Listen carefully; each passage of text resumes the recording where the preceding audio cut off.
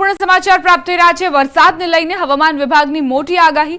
રાજ્યમાં 2 દિવસ ભારે વરસાદ વરસી શકે છે। આજે 6 જિલ્લામાં ભારે વરસાદની આગાહી કરાઈ છે। દાહોદ, મહીસાગરમાં ભારે વરસાદની વકી, પંચમહાલ, છોટાઉદેપુર અને નર્મદામાં પણ ભારે વરસાદ વરસી શકે છે। આવતીકાલે દાહોદ અને વડોદરા સહિતમાં ભારે વરસાદની વકી વ્યક્ત કરાઈ છે।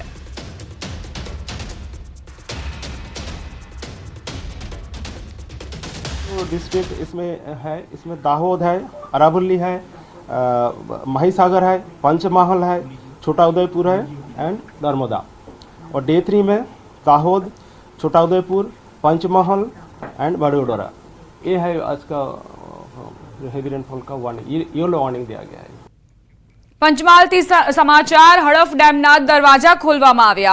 ઉપરવાસથી પાણી આવતા ડેમના 3 દરવાજા ખોલાયા। મોરવા, હડફ અને ઉપરવાસમાં થયેલા ભારે વરસાદના કારણે હડફ ડેમની રૂલ લેવલ સપાટી જાળવવા પાણી છોડવામાં આવ્યું। હાલ ડેમના 3 દરવાજા ખોલી 15,000 ક્યુસેક પાણી હડફ નદીમાં છોડવામાં આવી રહ્યું છે। હાલ ડેમમાં પાણીની આવક 14,950 ક્યુસેક છે। મોડી રાત્રે 11 વાગ્યાથી સવારે 6 વાગ્યા સુધી ડેમના ગેટ ખોલી 27,000 ક્યુસેક પાણી નદીમાં છોડવામાં આવ્યું હતું। સંવાદદાતા રાજેશ જોશી જોડાઈ ગયા છે વધુ જાણકારી સાથે। રાજેશ, પંચમહાલમાં વરસાદ બાદ હડફ ડેમની શું સ્થિતિ? ચોક્કસ વાત કરવામાં આવે તો પંચમહાલ જિલ્લામાં ગત મોડી રાત્રિથી વરસાદી માહોલ જામ્યો છે। સાથે સાથે જ ડેમના ઉપરવાસ અને કેચમેન્ટ એરિયામાં ભારે વરસાદ ખાબકી રહ્યો છે, જેથી ડેમમાં સતત નવા નીરની આવક થઈ રહી છે। એક તરફ હડફ ડેમ છે તે સંપૂર્ણ 100% ભરાઈ ગયો હતો। ડેમની રૂલ લેવલ સપાટી જાળવવા માટે મોડી રાત્રે 5 ગેટ ખોલી 25,000 ક્યુસેક પાણી છોડવાની ફરજ પડી હતી। સાથે સાથે હાલ પણ 3 ગેટ ખોલી 14,000 ક્યુસેક પાણી નદીમાં છોડવામાં આવી રહી છે, જેથી નદી 2 કાંઠે વહી રહી છે અને નદી કાંઠાના જે ગામો છે તેમને સાવધ કરવામાં આવે છે। સાથે સાથે જ નદીની નજીકમાં આવેલો જે કોઝવે છે માતરિયાનો, તે ડૂબી જતા હાલ ત્યાંનો વાહન વ્યવહાર પણ થયો છે। હાલ પણ જે રીતે પંચમહાલ જિલ્લાના અને ઉપરવાસમાં વરસાદી માહોલ જામી રહ્યો છે, તેથી આગામી સમયમાં ડેમમાં વધુ પાણીની આવક થવાથી વધુ પાણી નદીમાં છોડવાની ફરજ પડે એવું પણ હાલની સ્થિતિ પરથી જોવાઈ રહ્યું છે। જી આભાર રાજેશ, જાણકારી આપવા માટે।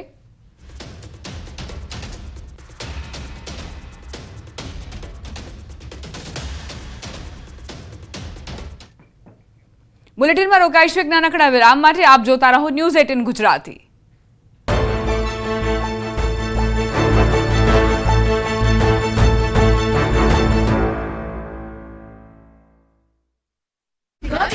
शक्ति सिंह गोहिले करी प्रभारीनी निमणूक। पूर्व धारासभ्य, पूर्व जिला प्रमुख ने महत्वनी जवाबदारी। प्रदेश कांग्रेसना पदाधिकारीओं ने सौंपाई जवाबदारी। अंबाजी जता यात्राळुओ माटे महत्वना समाचार। यात्राळुओ माटे 220 जेटला नवा पगथिया शरू कराया। भादरवी पूनमना मेळाने लईने लोकोने सरळता रहे ते माटे नवा पगथिया पर अवरजवर शरू कराई। भादरवी पूनमना मेळाने पगले यात्राधाम अंबाजीमां विशेष मार्गदर्शिका जाहेर कराई। यात्रिकोनी सुविधा माटे मेळानी संपूर्ण विगतो दर्शावती मार्गदर्शिका अने क्यूआर कोड पण जाहेर करायो। माई भक्तो कोईपण स्थाने मेळा संबंधित मार्गदर्शन मेळवी शकशे। राज्यमां लघु अने मध्यम उद्योगोमां वीज वपराशने लई सरकारनो महत्वनो निर्णय। एलटी वीज कनेक्शनमां 150 केवीए वीज वपराशनी मंजूरी। राज्यभરના નાના અને મધ્યમ કદના ઉદ્યોગોને ફાયદો। અમરેલી પંથકમાં ભારે વરસાદના કારણે નદીઓ ગાંડીતુર બનતા જળાશયો 100% ભરાયા છે, જેથી અમરેલી પંથકના લોકોની પીવાના પાણીની સમસ્યા દૂર થઈ ગઈ છે।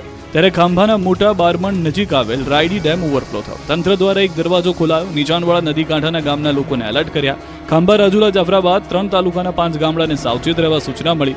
મોટા બારમણ, નાના બારમણ, ચોતરા, મીઠાપુર સહિતના ગામોને સાવચેત કરાયા। ગ્રામ્ય વિસ્તારની નદીઓમાં નવા નીરની આવક થઈ। બીજી તરફ મહેસાણાના ધરોઈ ડેમમાં જળસપાટી વધી। ધરોઈ ડેમમાં 71.13% જળ સ્ટોક થયો અને ડેમમાં 4300 ક્યુસેક પાણીની આવક નોંધાઈ। ડેમમાં ભયજનક કુલ 622 ફૂટ જળ સપાટી હોય છે, ત્યારે હાલ ડેમની જળ સપાટી 614.03 ફૂટ પર પહોંચી।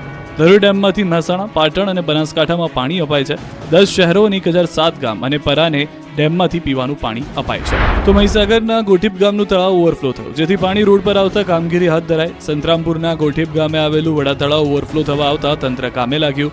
વડા તળાવ ઓવરફ્લો થયાની વિગત મળતા ડોક્ટર કુબેર ડિંડોર સ્થળ પર પહોંચ્યા। પાણી રોડ પર આવતા રોડ પર ટ્રાફિક જામ થયો। ખેતરો તેમજ ગામમાં ઘૂસે તે પહેલા વહીવટી તંત્ર સાથે શિક્ષણ મંત્રી પણ કામે લાગ્યા। તળાવના પાણી રોડ ઉપર આવી જતા વાહન ચાલકોને અડચણરૂપ બનતા તાત્કાલિક નીક બનાવી પાણીને કેનાલમાં વાળવામાં આવ્યું।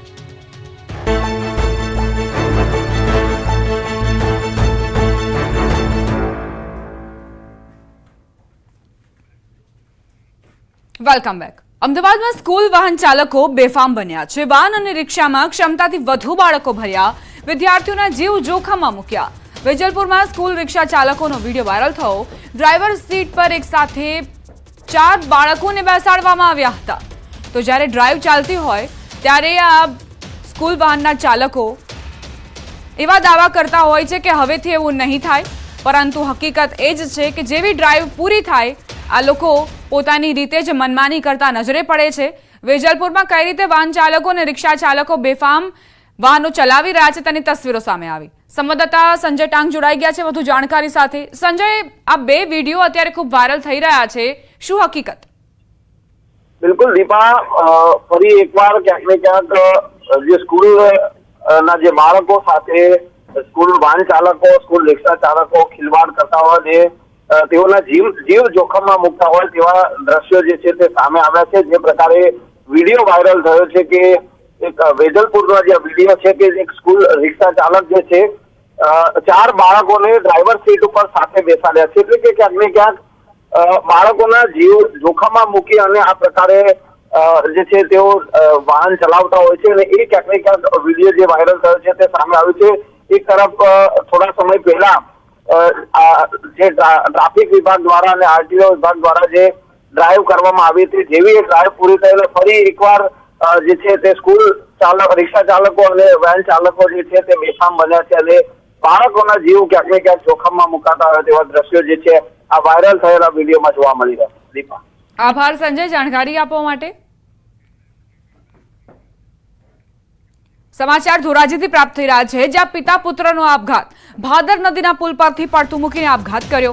ઘરેથી છોકરાને ફરવાનું કહી ભાદર નદીમાં ઝંપલાવ્યું. પિતાએ 9 વર્ષના દીકરા સાથે ભાદર નદીમાં ઝંપલાવ્યું હોવાની જાણકારી. દીકરો અને દીકરી તેમજ પિતા ફરવા ગયા હતા. સાથે ગયેલી દીકરીએ મામાને ફોન કરીને જાણ કરી વિગત આપી. આપઘાતનું કારણ હજુ જાણી શકાયું નથી. ફાયર બ્રિગેડના તરવૈયા દ્વારા શોધખોળ શરૂ કરવામાં આવી.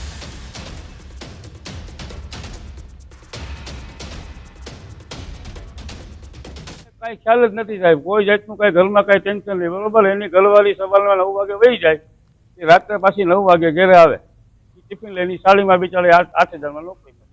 આ ભાઈ રિક્ષા હતો.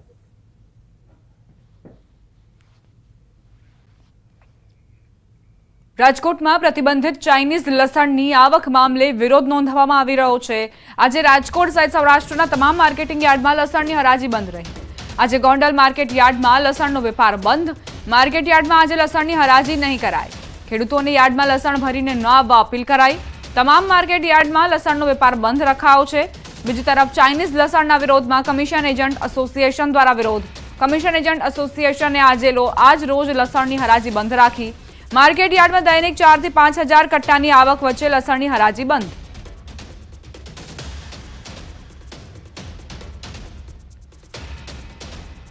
આખા દેશના માર્કેટિંગ યાર્ડો તેમજ વેપારીઓ આજે લસણના વેપારથી અળગા રહેવાના હોય ત્યારે Rajkot marketing yard commission agent association તેમજ લસણના વેપારીને સંપૂર્ણપણે ટેકો જાહેર કરે છે અને આજે સૌરાષ્ટ્ર તેમજ ગુજરાતના તમામ માર્કેટિંગ યાર્ડો જે લસણનો વેપાર કરતા હોય એ વેપાર આજે બંધ રાખી અને 1 દિવસ પૂરતું સમર્થન આપી અને એને સહકાર આપીએ છીએ. પ્રતિબંધ મૂકવામાં આવ્યો કે ન આવ્યો એ તો ગવર્મેન્ટ લેવલે છે, પણ અમે અહીંયા વેપારી ખેડૂત તરીકે કમિશન એજન્ટ તરીકે જે અમે એવું નક્કી કર્યું છે કે વિદેશી માલ જે અહીંયા આવ્યો ચોરી છુપી આવ્યો હોય, જો ઇમ્પોર્ટ કોઈ વેપારીએ કરેલો ન હોય તો અંદર આવે નહીં.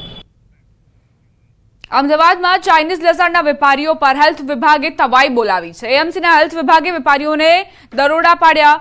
હેલ્થ વિભાગની ટીમ લસણના વેપારીઓને ત્યાં ત્રાટકી હતી. શંકાસ્પદ ચાઇનીઝ લસણના 4 અને આદુ લસણની પેસ્ટના નમૂના લીધા છે. માધવપુરા, સરસપુર, ઠક્કરબાપાનગર, દરિયાપુરથી આ નમૂના લેવામાં આવ્યા છે.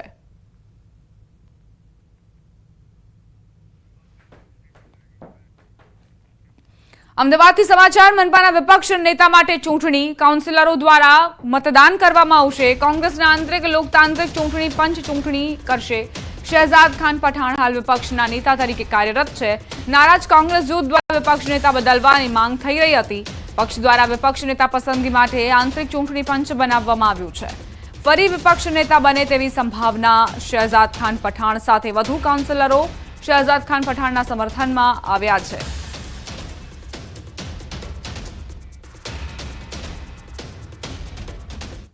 સુરતથી સમાચાર પથ્થરમારાના આરોપીઓને કોર્ટમાં રજૂ કરાશે. આરોપીઓને આજે સુરત કોર્ટમાં રજૂ કરાશે. પોલીસ આરોપીઓના રિમાન્ડની માંગ કરશે. પથ્થરમારા પાછળ કોઈ સુનિયોજિત કાવતરું હતું કે કેમ